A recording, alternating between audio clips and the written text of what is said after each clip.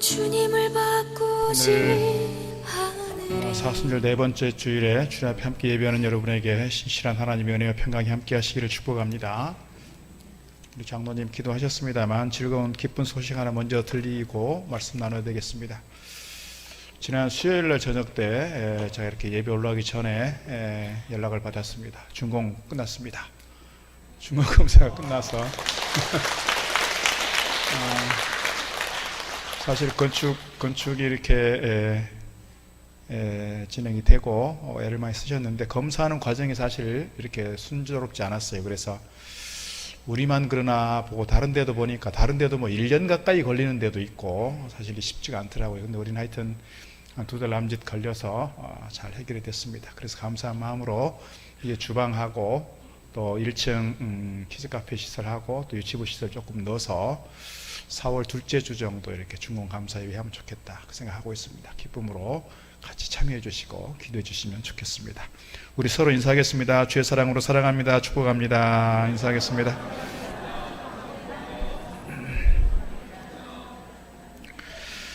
조한 볼트버그라고 하는 목사님이 쓴 책 가운데에 고슴도치의 딜레마에 대한 이야기가 있습니다. 고슴도치 여러분 아시죠? 고슴도치가 어떻게 생겼습니까? 사진 한번 보시면 이렇게 3만 개 정도의 이렇게 가시가 있다고 합니다. 그래서 고슴도치를 함부로 건드렸다가는 큰일이 납니다.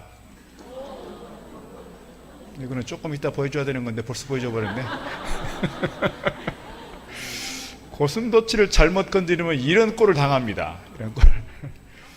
아무리 맹견이라도 그 조그만 사실 덩치가 크지 않는 그 고슴도치이기 때문에 잘못 건드리면 이렇게 온몸에 가시를 뒤집어 쓰고, 제가 검색을 해보니까요, 이렇게 강아지만 그런 게 아니고요, 다른 짐승들도 이렇게 잘못 건드렸다가 혼쭐 난 그런 짐승들이 많더군요. 사람도 잘못 건드렸다가 피부를 찔리고 하기도, 이렇게 애완견처럼 이렇게 키우기도 하는데 가끔씩 이렇게 사고가 나기도 한다고 합니다. 이 고슴도치는 이렇게 보통 다른 짐승들은, 다른 동물들은 이렇게 이동을 할 때 집단으로 이동하는 때가 많아요.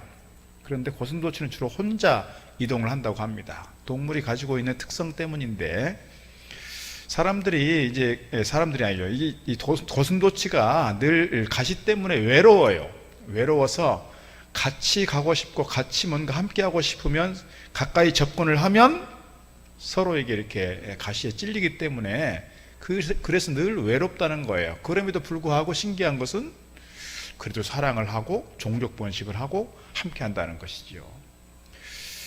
사람들이 이 30세쯤 넘어가면 3만 개 정도의 상처를 입고 산다고 합니다. 그래서 상처 입은 대로 뭐가 만들어져요? 가시도 만들어지는 것이죠. 상처 입은 만큼 내 안에 가시가 생겨나요. 그래서 사실 가까이 하고 싶고 또 뭔가 사귀고 싶고 뭔가 함께 하고 싶지만 가시가 많은 사람들 가까이 가면 갈수록 어떻게 해요? 내가 가시에 찔리고 상처를 입고 그래서 아파해요. 그래서 정말 사람들이 가까이 사귄다는 것이 쉽지 않은 것 같아요. 왜? 우리 안에 있는 가시가 남아있기 때문에. 내 안에 있는 가시가 제대로 제거되지 않고 내 안에 있는 상처가 제대로 해결되지 않으면 나도 모르게 다른 사람들에게 쉽게 상처를 주고 나도 모르게 서로에게 어려움을 준다는 것이지요. 오늘 말씀 보게 되면 오늘 우리가 믿음의 사람들로 살아가면서 어떤 사람으로 살아갈 것인가, 늘 상처를 주고 상처를 받는 삶이 아니라 내가 이제는 다른 사람들을 치유하고 다른 사람들을 사랑으로 회복시켜가는 그런 사명자로 좀 살면 좋겠다, 이런 말씀 드리고 싶은 겁니다. 상처 입은 치유자라고 하는 책이 있습니다. 우리 시대를 대표하는 영적 거장 중에 헨리 나우엔이 있습니다. 사진을 한번 보시면 헨리 나우엔이 대표적 제가 가장 먼저 이분 책을 접했던 책이 이 상처 입은 치유자예요. 오늘 사실 설교의 제목이 상처 입은 치유자인데 이 상처 입은 치유자가 누구냐? 예수님이라는 거예요. 예수님이 상처 입은 치유자다. 왜 상처 입은 치유자냐? 예수님께서 사실 하늘 아버지께서 우리를 이토록 사랑하셔서 독생자를 내어주셨어요. 독생자를 내어주셨지만 독생자이신 예수 그리스도의 입장에서는 상처가 되지 않았을까요? 가장 낮은 자리에 오셨어요. 구유 위에 누웠어요. 그리고요, 예루살렘이나 종교 권력자들, 정치 지도자들, 경제 중심지였던 예루살렘이 아니라 저 먼 시골 나사렛이라고 하는 동네에서 목수를 지내며 성장했어요. 그리고 그 옆에 있는 가버나움이라고 하는 지역에서 사역을 했어요. 내내 가난한 사람들, 병든 사람들, 장애를 가진 사람들, 죄인 취급받는 사람들, 사람들에게 존재감이 없었던 그런 분들과 함께 사역했어요. 더 나아가서 뭐였어요?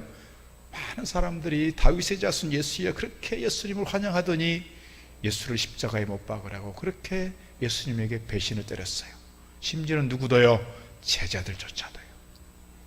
제자들조차도 예수님을 배신하고 다 떠나가는 그떤 사람으로서 가장 참혹한 그런 배신의 아픔, 더 나아가서 십자가에서의 고통, 사람들로부터 받은 치욕과 수모와 그 수치를 당했고 십자가를 졌어요. 십자가에서 주님 그렇게 기도하셨어요. 엘리 엘리 라마 사박다니. 사람이 겪을 수 있는 가장 참혹한 아픔과 상처는 뭐라고요? 버림받음의 고통이에요. 누구로부터? 오늘 예수님은 독생자이신 그분이시지만 나의 아버지로부터 버림받았다라고 하는 그 상처, 그 속상함, 그 고통을 겪고 십자가를 지시고 우리 위해 돌아가셨단 말이죠. 그래서 히브리서에서 하신 말씀은 예수님께서 우리의 모든 질고와 아픔과 고통을 다 체휼하셨다라고 말하고 있어요. 체휼했다는 게 뭐예요? 이미 주님께서 경험하셨다 이거예요. 경험하셨다. 오늘 제가 사실은 오늘 주제의 말씀을 드리기 전에 오늘 우리가 함께 나누고 싶은 말씀은 그 예수님께서 우리의 모든 아픔과 고통을 체휼하신 그 주님께서 누구를 돌아보셔요? 우리를 먼저 돌아보신다는 거예요. 나를 먼저 돌아보신다. 요즘 우리가 이렇게 먹고 살만하니까 많이 이렇게 발달한 학문이 있어요. 또 산업이 있어요. 뭐냐면요, 대학에서 가장 잘 나가는 학과가요 사회복지학과예요. 또 무슨 학과가 있냐면요 상담학과가 있어요. 상담학과가. 그래서 제가 다니던 대학원도 보면 상담학과가 제일 사람들이 많이 몰려요. 그리고 다른 과는 티오가 줄어들고 상담학과하고 사회복지과는 늘어나요. 학생 수가 많아져요. 그래서 뭐 상담학 박사들이 얼마나 많아졌는지 몰라요. 우리 시대가 그렇습니다. 상담의 가장 기본은 뭐냐면요 경청이에요. 다른 사람들의 이야기, 내담자의 이야기를 잘 들어주는 거예요. 사실 상담자가 뭔가 정답을 제시하지 않아요. 내담자가 먼저 자기 얘기를 쭉 하면 그 내담자에 대한 정확한 진단을 하고 방향을 잡아주는 것이지 정답을 주지는 않아요. 결국 정답은 누구에게 있어요? 나에게 있다고요. 내담자인 나에게 있어요. 내가 내 얘기를 다 털어놓고 내 얘기를 다 쏟아놓고 나면 내 안에서 치유가 50% 일어나는 거예요. 그런데 요즘 상담료가 비싸요. 대학 교수급 상담 받으면요 1시간에 20만 원이에요. 한 주에 한 번, 한 달에 4번, 5번 가요. 그럼 한 달에 보통 80에서 100만 원이에요. 그래요. 박사학위 가진 사람들 보통 15만 원 정도 합니다.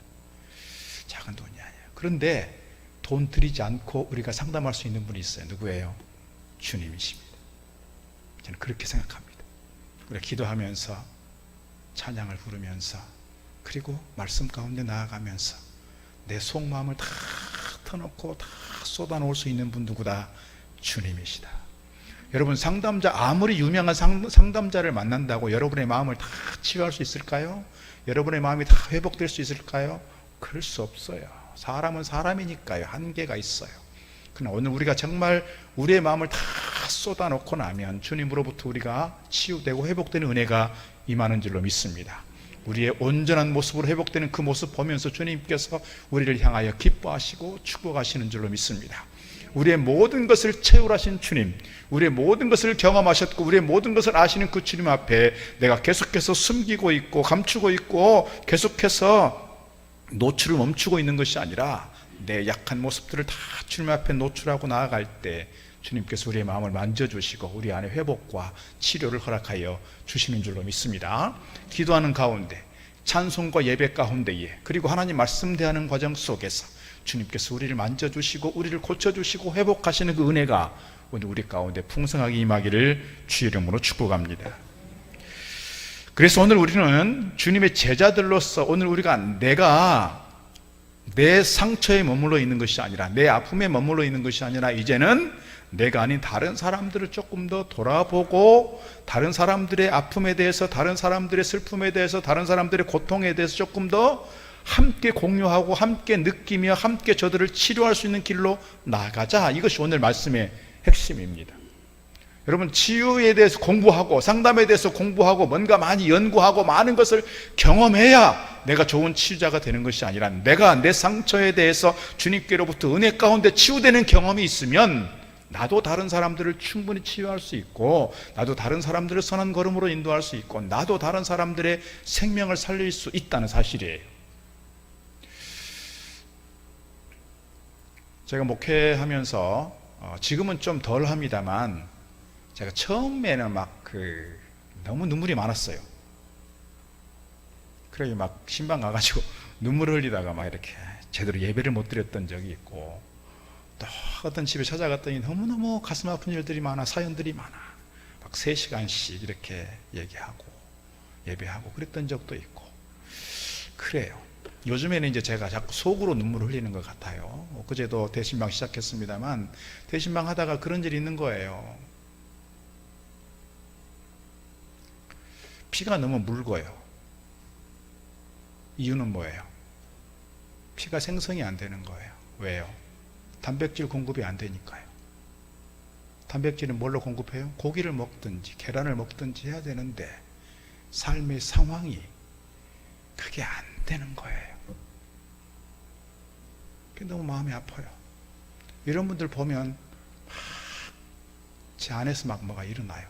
이렇게 지금 이 시대에, 이렇게 풍요롭게 살아가는 이 시대에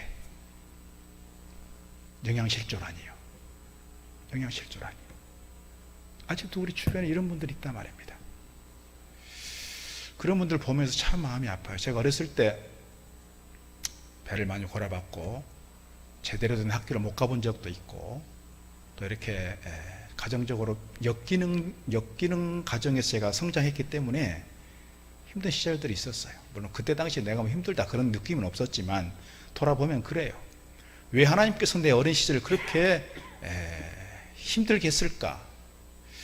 하나님께서 저를 목사로 세우면서 조금 아파하는 사람들, 가난한 사람들, 힘든 사람들, 고통 가운데 머물러 있는 그 사람들에 대해서 조금 더 공감하고, 그 사람들 위해서 기도하고 함께 끌어안고, 좀 그 아픔 속에서 좀 이렇게 치료와 회복을 위해서 일하도록 나를 좋은 목사 만드시려고 그렇게 나를 훈련하셨구나, 그렇게 생각하는 거예요. 이게 저희 고백인 거예요. 여러분, 어렸을 때부터 금수저로 태어났어요. 아무 고생해보지 않고 모든 걸 다 갖춰진 상황 속에서 내가 말 한마디 하면 다 뭔가 이루어지고, 그렇게 성장했던 사람이 배고픈 사람의 속을 알까요? 아픈 사람의 속을 알까요? 학교를 보내는데 이 아이가, 우리 어렸을 때 그랬잖아요. 육성예비를 안 가지고 오면 이름 불러요. 수업 끝나고 남아요. 이런 창피를 당해보지 않은 사람들은 돈 없음의 서러움이 뭔지를 몰라요. 그렇게 부유하게, 그렇게 모든 게 다 갖춰진 사람들이 그렇게 아픈 사람들, 가난한 사람들, 병든 사람들의 속을 어찌 알겠느냐는 거예요. 그게 뭐예요? 상처 입은 치유자예요. 내가 어려웠고, 내가 상처 입었고, 내가 고통 중에 있었으나 내가 주님 안에서 이것이 회복되고 이것이 다시금 치유되는 과정 속에서 이제는 나와 같은 아픔을, 나와 같은 고통을 겪은 그 사람들을 바라보면서 그냥 쉽게 지나치지 않고 함께 아파하고 함께 눈물을 흘리며 함께 그들을 치료하고자 애써 나아가는 것, 이게 뭐라고요? 상처 입은 치유자예요. 주님께서 그렇게 우리에게 오셨다고요. 주님께서 그렇게. 오늘 우리가 그것을 기억하면서 이제는 내가 내 아픔에 머물러 있는 것이 아니라, 내 상처에 머물러 있는 것이 아니라, 이제는 이웃의 아픔과 이웃의 상처도 좀 돌아보고 이를 위해서 함께 섬기고 함께 일하고 함께 기도할 수 있는 그런 믿음의 사람들로, 주님의 제자들로 서자 하는 말씀 드리고 싶은 겁니다. 그럼 오늘 우리가 어떻게 이웃을 치유하는 치유자의 삶을 살 수 있을까? 몇 가지 말씀드리려고 합니다. 첫째로 드리고 싶은 말씀은요, 이웃의 상처를 볼 수 있는 눈이 있어야 한다는 거예요. 안목이 필요하다. 여러분, 오늘 주님께서 보시면 36절 말씀 보니까 주님께서 무리들을 보셨다 그랬어요. 어떤 모습을 보셨어? 35절 보니까 그들이 아파하고 병들고 약한 사람들이었다는 걸 얘기하고 있어요. 주님께서 보셨다. 오늘 우리에게도 그게 좀 보이면 좋겠어요. 앞서 말씀드린 것처럼 내 상황과 상관없이 살아가는 사람들은 잘 안 보여요, 사실은. 그리고요, 내가 내 상처에, 내 아픔에, 내 어떤 그런 문제에 집중되어 있으면요, 다른 사람들이 안 보여요. 제가 지난주에도 말씀을 드렸지만 직장 생활하면서 너무너무 힘든 남편이 아내에게 나 힘들다 그랬더니 아내가 뭐라고요? 그래, 힘드냐? 잘 받아주면 좋은데 니만 직장 다니냐? 다 힘들다. 니랑 같이 사는 나도 힘들다. 이렇게 하면 이게 뭔가 교감이 안 되잖아요. 이게 왜 그래요? 자기 아픔, 자기 문제, 자기 상처에 집중해 있기 때문에 그래요. 내가 내 문제가 주님 안에서 잘 해결이 돼야 내 남편의 문제, 내 아내의 문제, 자식의 문제, 부모의 문제, 형제의 문제, 이웃의 문제로 눈을 돌릴 수 있을 텐데 자꾸 나만 보고 있는 거예요. 내 상처에 집중해 있고 내 문제에 매몰되어 있으니까 다른 사람들 눈에 안 들어와요. 안 들어와. 그런 점에서 오늘 우리가 우리의 문제에 머물러 있는 것이 아니라 우리의 문제가, 우리의 상처가 주님 안에서 잘 해결이 되고 이제는 내 문제만이 아니라 다른 사람들을 돌아볼 수 있는 삶의 여유가 있으면 좋겠다. 신앙의 여유가 있으면 좋겠다. 그렇게 말씀드리고 싶습니다. 고든 맥도널드라고 하는 분이 있습니다. 이분이 앞에서 말씀드렸던 헨리 나우엔처럼 많은 책들이 있고 우리나라에 많이 이렇게 소개된 책들이 있어요. 이분 책을 한번 보시면 이렇게 되어 있습니다. 혹시 올라왔나요? 네.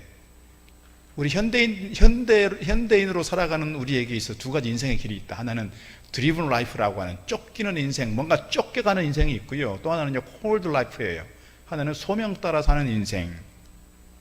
두 가지 인생의 길이 있다.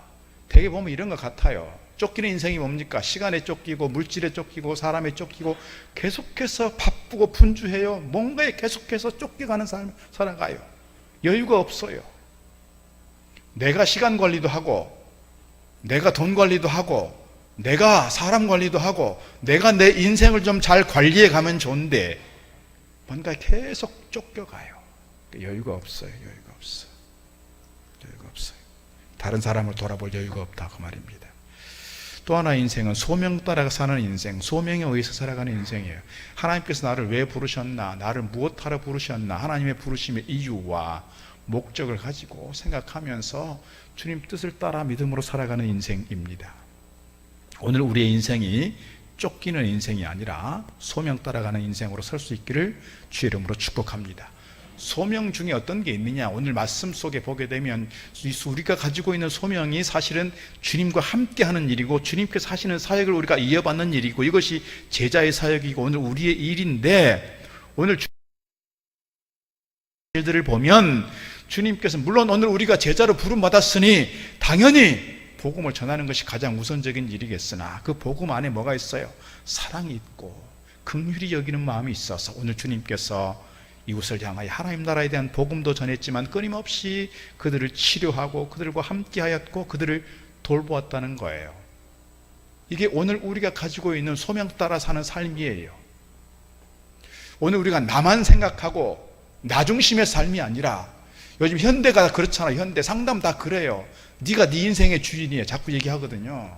그래서 스스로 서게 하고요, 홀로 서기를 잘해야 된다. 현대인들로서 저도 사실 그렇게 많이 얘기를 하지만 우리 인생이 우리가 소명 따라 살아가는 인생이라면 나의 혼자에 집중하는 것이 아니라 이웃을 돌아보고 이웃의 아픔과 상처에 같이 아파하고 눈물을 흘릴 수 있는, 그래서 그들을 돌보고 그들을 치유할 수 있는 믿음의 삶이 오늘 우리에게 요구된다, 이런 말씀입니다.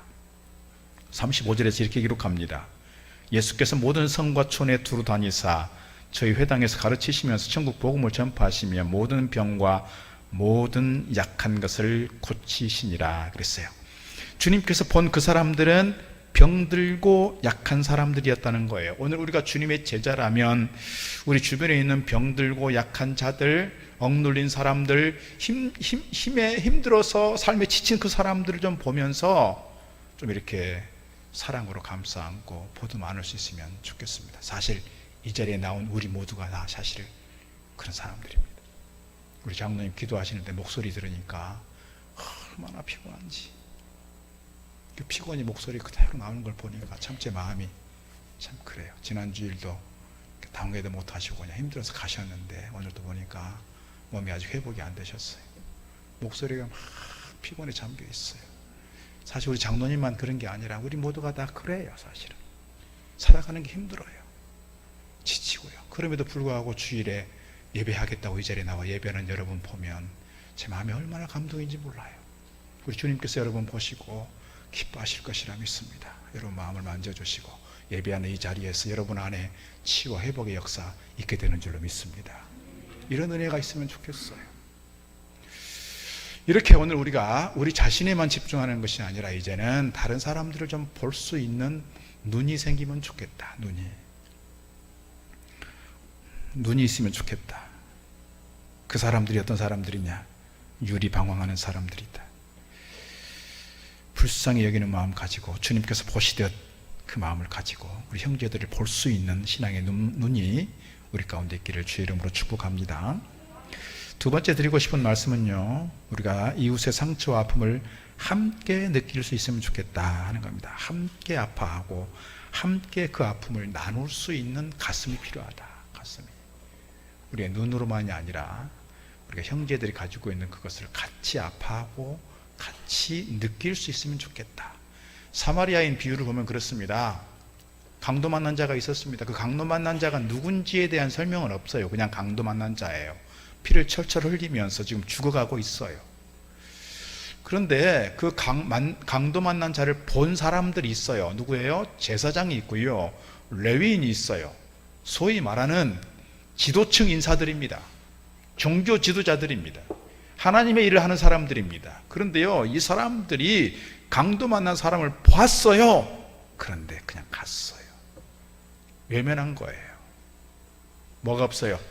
가슴으로 느끼는 게 없는 거예요. 저 사람이 강도 만나서 지금 죽어가고 있는데 얼마나 아플까, 얼마나 외로울까, 얼마나 지금 삶의 위기 속에서 저 사람이 두려움과 불안과 공포 가운데 있을까, 그런 공감하는 마음이 없어요. 그러니까 그냥 가는 거예요.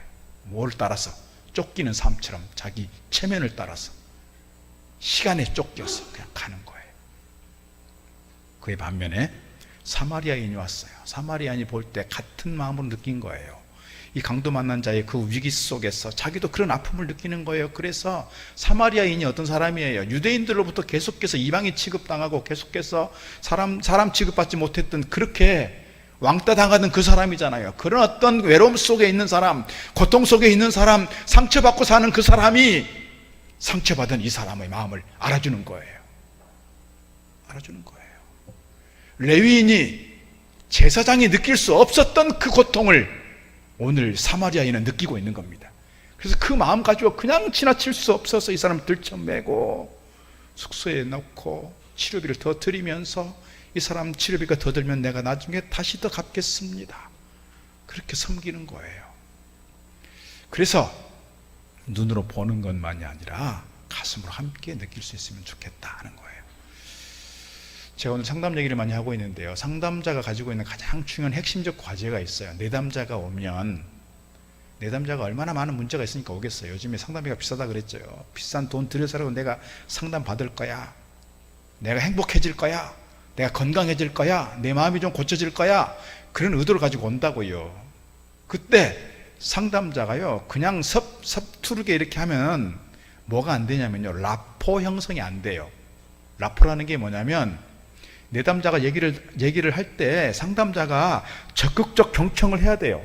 적극적 경청을 하면서 그러냐고, 그렇게 아팠냐고, 얼마나 힘들었냐고 그렇게 말하고 반응을 하면서 공감대가 좀 이루어져야 돼요. 뭔가 교감이 좀 생겨야 된다고요. 그럼 내담자가 아무리 얘기를 해도 상담자가 못 들은 것 같고 이해가 잘 안 되고, 그러면 라포가 형성이 안 되고, 그러면 어떻게 돼요? 내담자가 더 이상 얘기를 안 하게 돼요. 그러면 치료 안 되는 것이죠. 치료가 안 돼요. 근데 주님께서, 우리가 다 쏟아놓으면 주님께서, 그래, 네 맘 안다, 내가 너와 같은 고통 나도 겪어봤지, 주님께서 그렇게 말씀하시지 않을까요? 주님께서 오늘 이 사마리아인은 그 강도 만난 자에게 그런 마음으로 달려가서 그런 마음으로 섬겼고 그렇게 그를 위해서 헌신했다라고 말씀드릴 수 있습니다. 오늘 불쌍히 여겼다라고 하는 말이 있는데요, 36절 무리를 보시고 불쌍히 여기시니 이는 그들이 목재 없는 양과 같이 고생하며 기진함이라. 불쌍히 여기사, 이 말은요 스플랑클리조마이라고 하는 헬라어입니다. 이 말은 영어로 번역하면 컴패션이에요. 컴패션 많이 들어본 이름 아닙니까? 요즘에 뭐 차인표라든지 뭐 션이라든지 또는 이영표 이런 분들이 그 국제 어떤 어린이 보호, 어린이 양육 뭐 이런 어떤 센터 뭐 기관을 만들어서 하고 있는, 뭐 그분들이 만든 건 아니지만 한국 컴패션을 대표하는 분들이 이분들인데, 이 컴패션이라는 단어가 이 말이에요. 함께, 패션 오브 크라이스트 할 때 그 패션이에요. 고통을 함께 나누고 고통을 함께 경험하고 고통을 함께 뭔가 해보겠다 이 말이잖아요. 오늘 주님께서 그 사람들을 볼 때 불쌍히 여기셨다는 말은 나도 너와 같은 고통 속에서 너와 같이 아파하고 너와 같이 힘들어하고 너와 같이 내가 고통 속에서도 이것들을 함께 해결해 갈 거야, 그런 마음 가지고 지금 주님께서 그들을 긍휼히 여겼고 불쌍히 여겼다는 거예요. 불쌍히 여겼다. 여러분, 지나가는데 아이들이 막 한 아이를 놓고 막 이렇게 그 일진들이 막 돈을 뺏고 뚫어 패고 막 이러고 있어요. 근데 지나가면서 진짜 불쌍한 애네, 왜 저렇게 맞고 있어? 그렇게 지나갈 수 있어요. 누구처럼? 제사장처럼, 레위인처럼. 이거는 뭐가 없는 거예요. 저 사람의 고통에 대해서 함께 아파하고 함께 주님의 그 마음, 불쌍히 여기는 그 마음으로 가야 하는데 그렇지 못한, 가슴이 없는 그런 거지요. 내가 어른이라면 최소한 뭐라도 해야 돼요. 112 신고라도 해야 되는 거예요. 내가 쫓아가서 저 아이들을 어떻게 해볼 수가 없으면 112 신고라도 하든지 아니면 다른 사람들 불러서라도 일을 해야 되는 것이죠. 누구를 위해서? 그 고통당하고 있는, 그 두들겨 맞고 있는 그 아이를 위해서라면요. 단적인 예를 들었지만 오늘 우리의 삶 속에서 그렇게 어려움 가운데 있는 사람들을 보면서 내가 그냥 지나치는 것이 아니라 그들을 위해서 내가 함께 고통 속에서 섬길 수 있으면 좋겠다, 그런 말씀 드리고 싶은 겁니다. 불쌍이라고 하는 말이 히브리어로는 라카밈이라고 합니다. 라카밈이라고 하는 단어는 하나님의 자궁을 의미한다고 해요. 그러니까 여러분 뭐 아이들을 낳아보신 분들은 아시겠지만 아이를 낳고 해산하는 과정에서 그 해산의 진통, 해산의 그 고통을 느끼면서 오늘 지금 주님께서 그 사람들을 불쌍히 여겼다, 그 말이에요. 해산의 진통을 겪으면서 주님께서 그들의 아픔에 대해서 같이 아파하고 있다. 고통 속에 있는 사람들에 대하여, 소외된 그 사람들에 대하여, 아파하는 그 사람들에 대하여 그냥 뭐 그럴 수 있지라고 넘어가는 것이 아니라 그들과 함께 아파할 수 있는 그 마음, 주님의 마음인 줄 믿습니다. 그 마음이 치유자의 마음인 줄 믿습니다. 오늘 우리가 아파하는 그 사람들을 바라보며 같은 아픔으로 함께 나눌 수 있는 저와 여러분 다 되기를 주 이름으로 축복합니다. 세 번째 말씀드리고 싶은 것은 우리가 제자라면 상처를 치유하고 생명의 길로 인도하는 치유자의 삶 살아가야 한다는 것입니다. 치유자의 삶을 살아가야 하겠다. 오늘 주님께서 이 불쌍히 여기는 이 사람들을 바라보면서 그들을 위해서 계속 가르치시고 병을 고치시고 돌보시는 사역들을 하세요. 그럼에도 불구하고 주님께서 이 일을 다 할 수 없으니 제자들에게 말씀하는 거예요. 오늘 본문 말씀 속에서 그렇잖아요. 본문 말씀 속에서 내가 해야 될 일이 많구나, 우리가 해야 될 일이 많구나, 그래서 너희들도 기도하라, 추수할 일꾼을 보내어 주소서. 그러면서 10장 1절 말씀이 뭐예요? 제자들을 보내시면서 약하고 병든 것들을 고치고 치료할 수 있는 능력도 주셨다 그랬어요. 누구에게 주셨을까요? 오늘 우리에게도 주신 줄 믿습니다. 오늘 우리가 주님의 제자로서 파송되었고 주님의 제자로서 세상 가운데 나아가는 사람들이라면 주님께서 오늘 우리를 향하여 그렇게 병을 고치고 그렇게 사람들을 회복시키고 사람들을 치료하는 일을 우리에게 맡기셨고 그렇게 일할 수 있는 힘도 능력도 주셨다는 거예요. 특별히 오늘 우리가 불쌍히 여길 때 어떤 사람들을 불쌍히 여길까 생각하면 뭔가 못 살아서 불쌍히 여기고 뭔가 불쌍히 여기는 것이 아니라 그 영혼이 방황하고 정말 유리방황하는 그 영혼, 세상 가운데서 방황하는 그 영혼들을 바라보면서 그들을 향하여 불쌍히 여기는 마음이 있으면 좋겠어요. 우리가 VIP 한 100여 명 작정했습니다. 이제 3월 31일이면 우리가 초청할 것입니다. 오늘 선물도 나갈 것입니다. 우리가 그 사람들을 VIP라고 부르는데 VIP를 보통 우리말로 뭐라고 그래요? 귀빈이라고 해요. 귀빈. 귀빈이 뭐예요? 귀찮은 빈대예요? 우리 학교 다닐 때 기숙사 4명이 한 방인데 어려운 신학생들이 많았으니까 보통 6명, 7명씩 이렇게 살았다고요. 한 방에서 막 비대고 살았어요.